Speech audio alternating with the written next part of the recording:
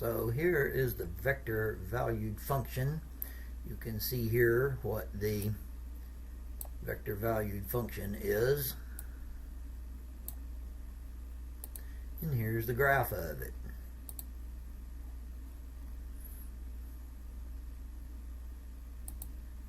Now, just as a reminder, vector value functions not only consist of the curve, but also of the orientation.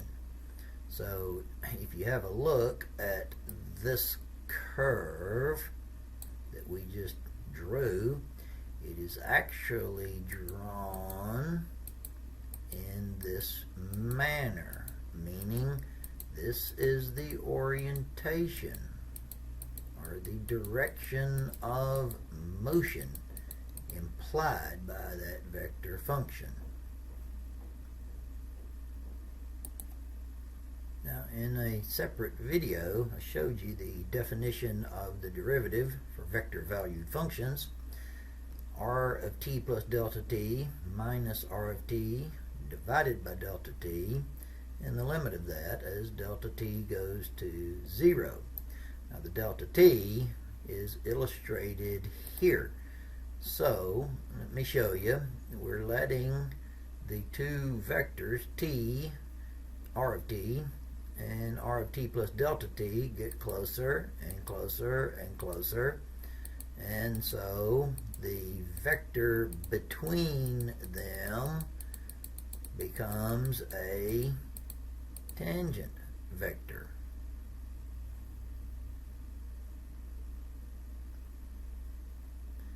Notice how the tangent vector is pointing in the direction of motion. Now, we're going to go around the curve looking at values of t, and I'm going to draw for you their tangent vector. So here is the tangent vector at this point. Here's the tangent vector. So you notice as we go around the curve, the tangent vector is always pointing in the direction of motion. Now, the tangent vector is also called the velocity. Now, the tangent vector, the velocity, tells us the direction in which the object wants to be going. However, the red is the path that the object is going.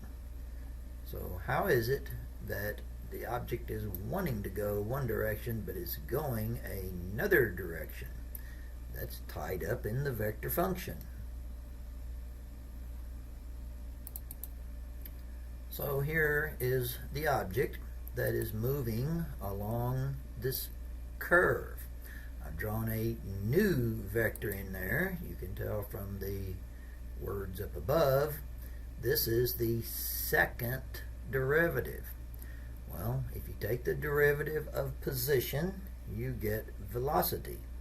If you take the derivative of velocity, which is the second derivative of position, you get acceleration. So there is built into this vector valued function an acceleration. And notice the acceleration is wanting to pull the object in a different direction than the velocity is wanting to take it. So the two are working on the object, and the final result is it ends up going along the red path. Now again, the green is the velocity, first derivative. That's the direction it would like to be going. The black is the second derivative, the acceleration. That's the change in velocity. Notice also, it's kind of interesting that the acceleration is always acting inward. If it is curved, we'll talk more about that in the future.